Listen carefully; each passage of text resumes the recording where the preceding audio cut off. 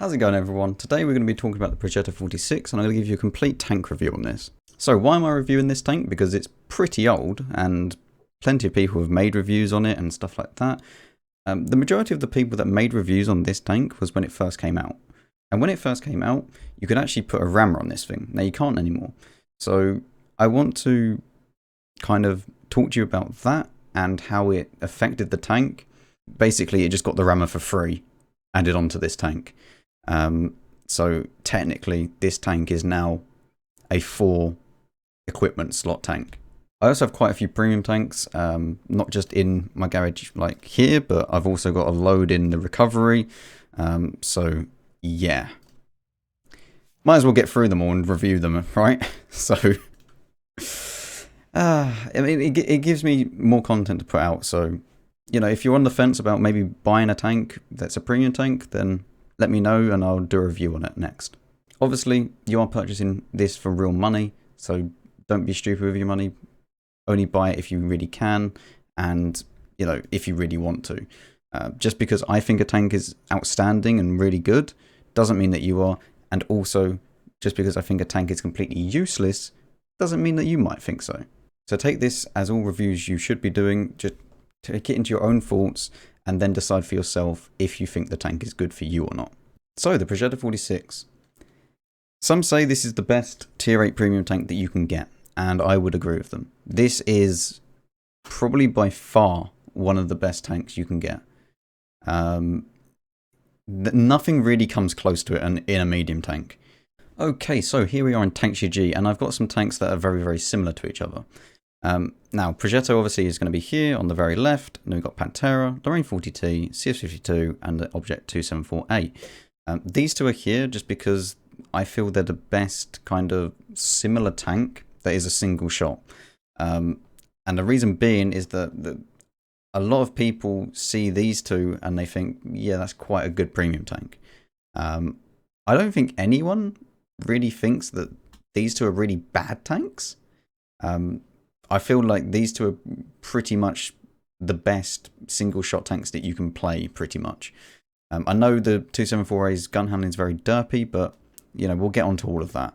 The Lorraine 40T's here because it's an autoloader and it's a medium tank, so we just put that in. And also the Pantera is obviously here because of the fact that this is the tech tree counterpart. So straight away, you're going to see DPM wise, much better than Pantera. This DPM actually goes off the reload time of 6.9, which is the very last shell, as well as this obviously will go off that as well. So yeah, all the auto reloaders go off the last shell on Tanks GG, and that's how you get this DPM. But you need to take into consideration that obviously it has 2 more shells after that ready to go whenever it feels necessary. Lorraine 40T just comes miles behind with 1.6k DPM, like it's by far the worst. But you expect that with an autoloader because it reloads its entire clip and then gets ready to fire it again and does the, you know, rinse and repeat. So expect the lowest DPM from that. CS52, exactly the same DPM as the Progetto, and you might say, oh, well, the list is better then. Or, you know, because you don't have to worry about this stupid reloader mechanic in the background and stuff like that. No, because this is going to be firing this DPM, for example, at 6.9. And then as soon as the list gets low enough, it can then just unleash the other 2 shells and the list is dead. Like, there's nothing the list can do about that. So this tank is better than the list, at least for the gun wise. And then the 274A does have the most pen out of the kind of single shot tanks. Obviously the Lorraine gets 232, but I don't really like the shell velocity on the Lorraine, whereas it says it's 1,000, but it feels like I'm firing potatoes with the Lorraine. The 274A has the same kind of shell velocity, but seems much faster. I don't really know what's going on with the Lorraine shell velocity on its standard rounds.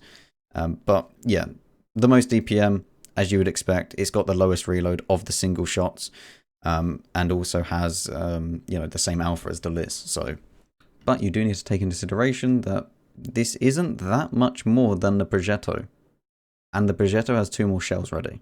So yeah, Another thing to mention, the complete time to load the full clip in the Progetto is about 25 seconds. It can have 720 damage ready to go in 25 seconds, which is quite nice, and it just constantly reloads that. Yeah, this is a very, very good gun on a tier 8 premium tank. Now, this is where the gun handling comes into play, because if you look at this, then this is something that you don't see in the garage, and which is why you'll see a lot of people, when they get tanks and they don't understand stuff, they just look at the dispersion or they look at the aim time and they think, oh yeah, that's a good tank. And the traverse, while moving the turret or moving, could be absolutely awful. Because look at this. If you compared it to the Pantera, all that you're going to see in the game is dispersion and aim time. You're never going to see these. And these are quite important because this is whenever the tank is moving, straight line, forwards, backwards, whenever the tank is turning, and whenever the turret turns. So these dispersion values are what V-Stab actually aims to improve. So whenever you put V-Stab on a tank, this is what it's going to be improving. So these stats here are really, really actually very important, because you could have the worst aiming time in the world, but if you have very, very good dispersion, that reticle when you move isn't going to be very big. So it doesn't really matter too much if you have big aiming time, because the reticle itself isn't going to be needing to have too much aim time, because it's already going to be situated pretty much where you want it on your screen. As you can see from the Lorraine 40T, it's awful.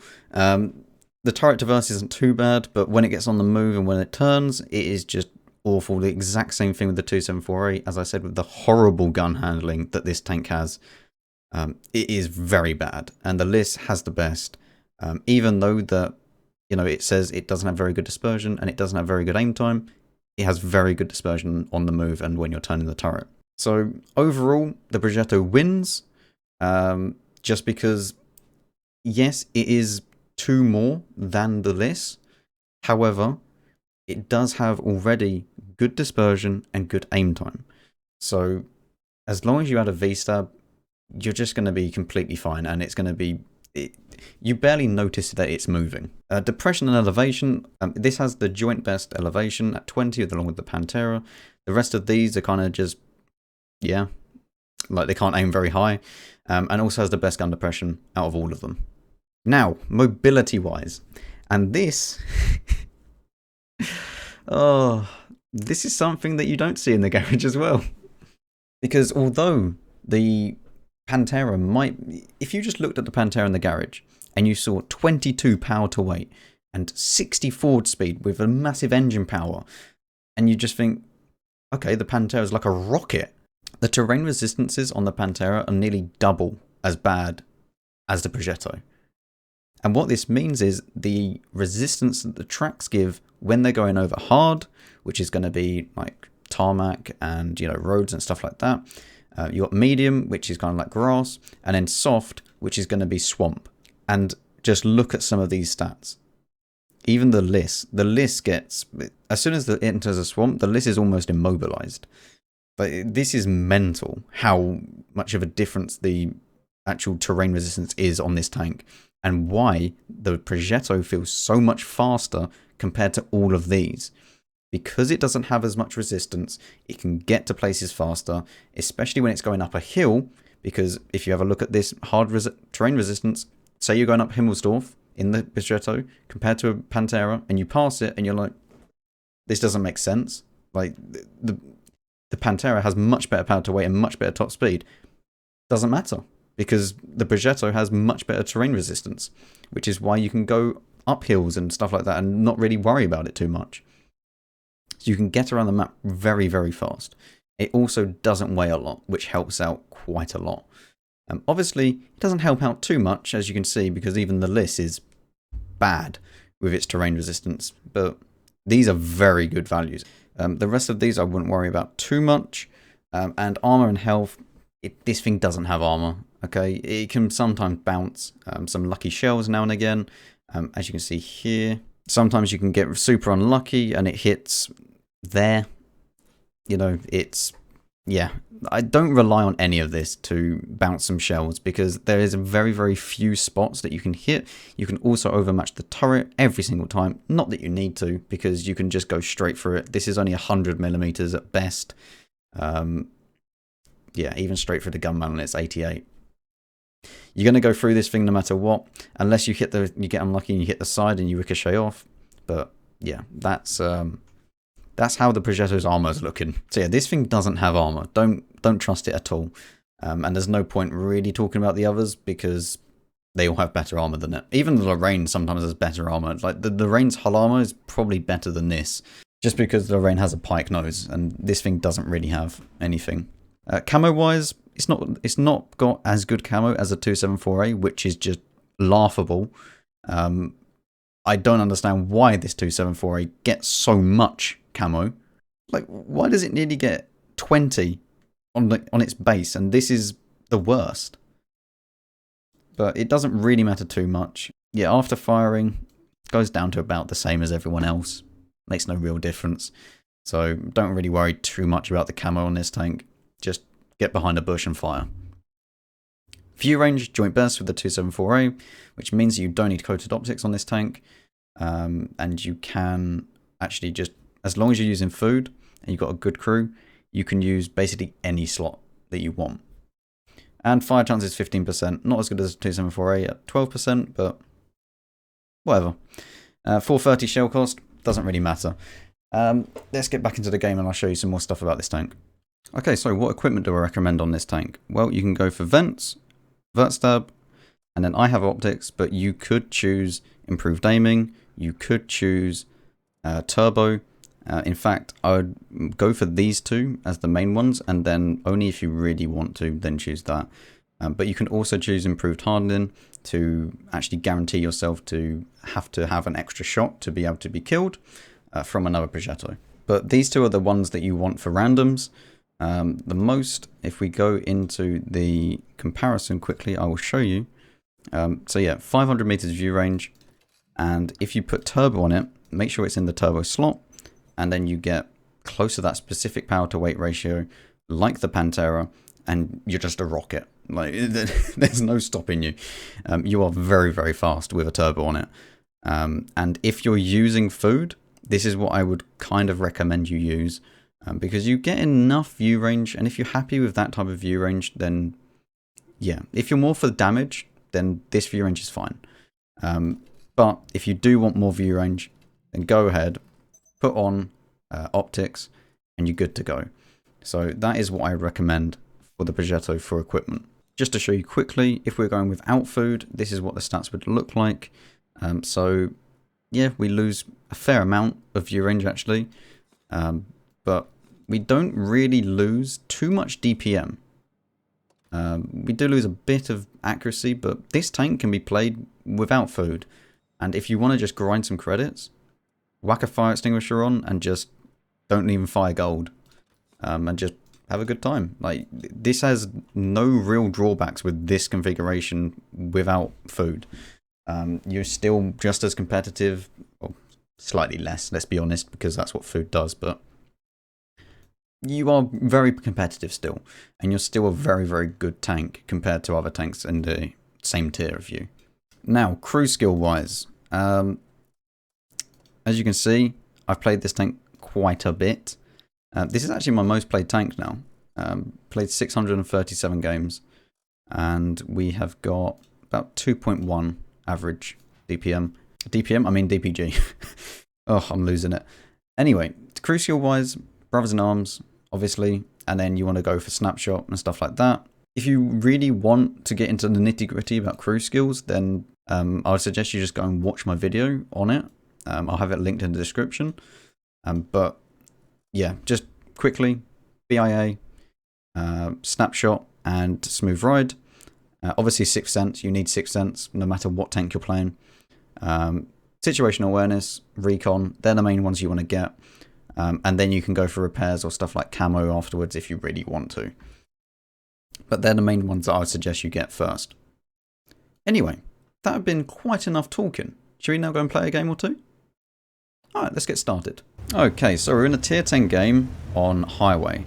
Now, I'm not going down here, because if I go to this corner of the map, half the time your team doesn't even bother coming with you, so there's no point. We might as well go here, go and snipe around the bridge, and then we're good to go. And we can just, you know, chill out around there. We don't need to do anything fancy. We don't need to play aggressively. It's a tier 10 game. There's no point. So we can just chill around here. And also, do they have a light tank? They have one. What light tank is it? Thank you so much for pushing me. One into you. Not quite a second. What light tank do they have? I cannot see it. A bulldog. Okay. And we have an ELC. The bulldog's going to be easier to spot than the ELC, so I would say we actually have the advantage there. Obviously the bulldog has a better gun, but it doesn't really matter too much. But yeah, just use this bush and just chill. You don't need to do anything.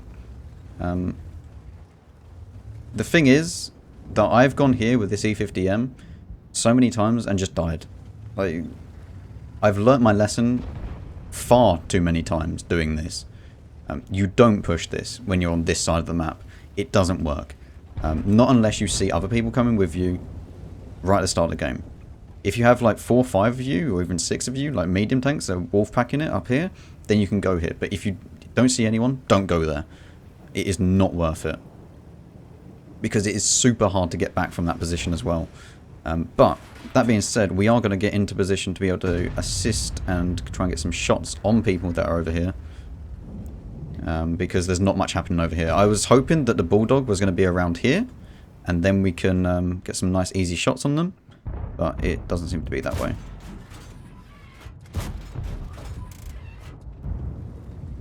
Also, this tank has a much better empty reload than the Progetto 65.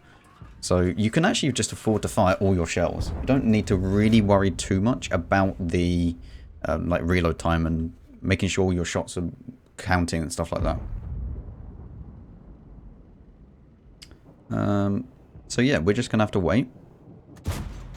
But that went nowhere close to where I was aiming it. Okay.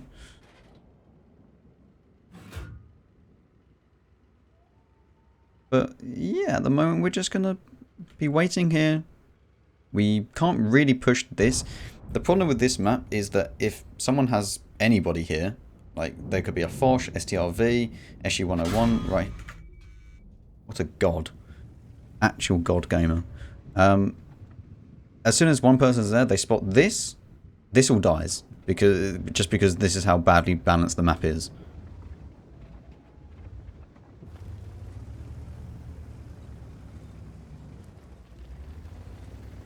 And I want to try and push, but again, this isn't going to really work out too much in our favour. So what we will do, we'll try and manoeuvre a little bit around here.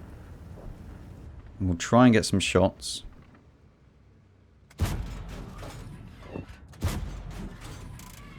Very lucky that he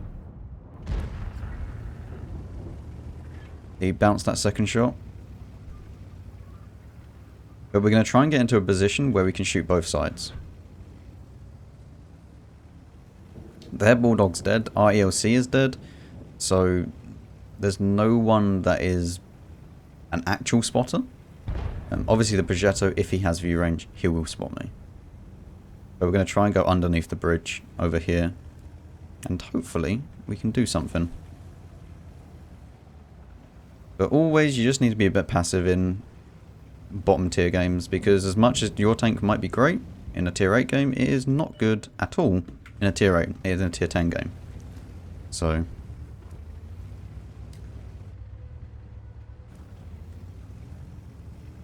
right now, Progetto 46 was last spotted here. We don't know if he's still here. Probably not, because the STA1 is actually there, so he would have spotted him. We're going to go up like this, and hopefully we can start shooting people.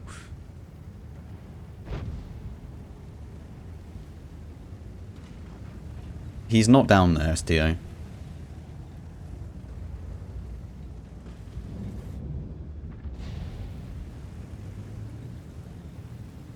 Okay, you know what? This is actually a bad play.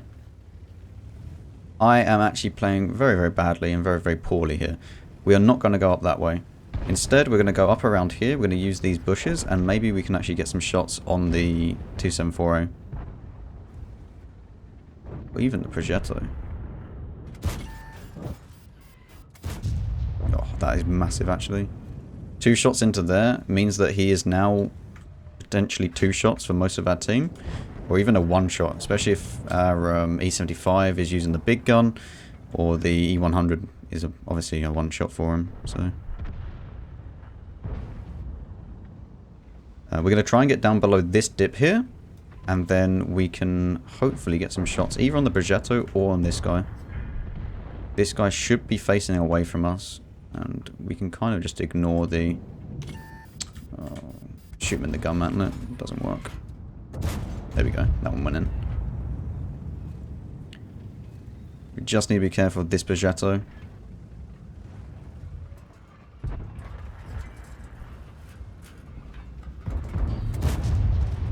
We'll put 1 in.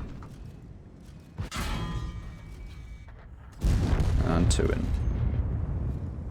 We didn't need to panic there. We didn't need to rush shots. We just needed to make sure that we hit our shots as consistently as we could there. 465. I can still be splashed by the RT, and then I'm a 1 shot for the 2740. The 2740 has 320 alpha, so obviously I need to watch out for that. We're also very lucky that the 65 bounced 1 off of us. Very, very nice. SU-101 is over there. Nothing he can do. He is completely out of the game there, so we can just finish off this RT. Always good to finish off artillery at the end of the game. And yeah, that is how you play the Progetto. In a bottom tier game, you just wait. Some parts of the game is going to be very, very boring. Parts of the game is going to be very, very fun. Like when the Progetto tried to ram us and kill us because he thought that he had the advantage, but he really didn't. If I had people behind me, then he would have been dead anyway. So, yeah, sure, we'll apply that. But yeah, 4 damage. 2.3k damage is good enough. It's not an exceptional game by any means, but it's an average game. Okay, so I was going to show you a second game. However, that second game went absolutely awful.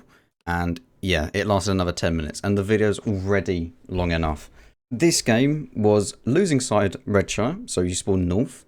I had a 5100 that camped at the back of the map.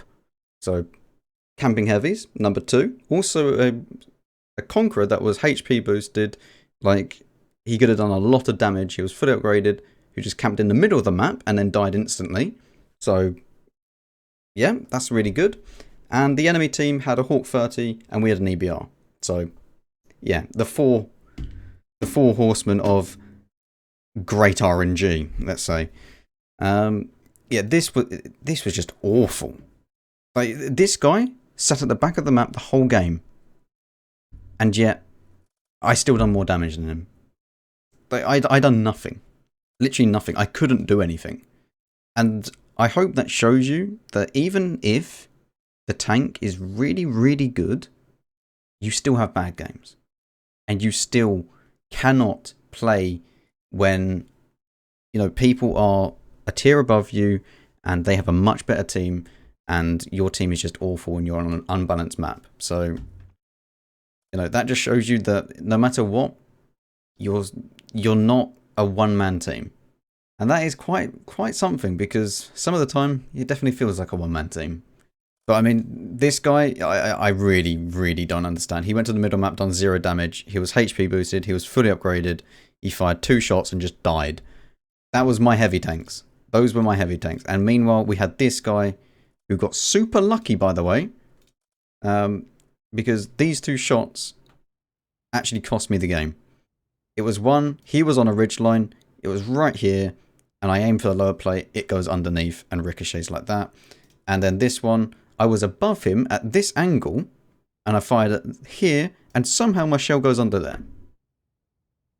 So, yeah, I just don't get it. Like, and you get these shots as well. Like when RNG says no to you, and you're already on the losing team, on a bad map, on the losing side of that, there's nothing you can do. Yeah, it's just that's how a World of Tanks is. But I'm not going to show you that game because it was way too long and it's not worth it. But I explained it to you and I showed you, you know, the result of it and stuff like that. But yeah, hopefully this was helpful for you. As you saw, some games can be great, some games can be very, very bad. I mean, the game with the 2k damage wasn't like exceptional or anything like that, but that was just showing you what you can do with this tank. Even when you are bottom tier, you can still try and have a good game as long as your team is actually, you know, somewhat reliable. And obviously on the opposite end of the spectrum, where your team is completely useless, you try and do something, but there's not a lot you can do. That is the problem with tier 8s and just in general, and why I recommend you, you know, buy this thing for frontline. But you can also, you know, you can just go and spam out gold, and you know, you're basically a tier 9 at that point if you put like bounty on it and stuff like that. And I mean that. Like, you are a tier 9 at that point, because if you have 260 pen with everything like bountied out, there's not a tier 8 tank that comes close to that. It is really a tier 9 at that stage in a tier 8. You know, it's like a wolf in sheep's clothing, right? Yeah, do I recommend this tank? Yes. It's a very, very good tank. It's one of the best tanks at tier 8. If not, it's the best tier 8. This tank is the best tank. Even against the Carnarvon, and I mean the Tech Tree Carnarvon, which is, I'm pretty sure is OP, and no one plays it. But this tank is very, very good, and it's almost tier 8.5, even without like shooting the premium, stuff like that. So yes, I recommend this tank. Should you go and spend your money on it? That's up to you. Hopefully I've shown you enough information that you can base your own decision off that and buy it for yourself or not buy it for yourself. It's all up to you at the end of the day. It's your money. I'm not going to tell you what to do with it. But if you did enjoy, then please leave a like and subscribe. It does help me out greatly. And I will see you all in the next one.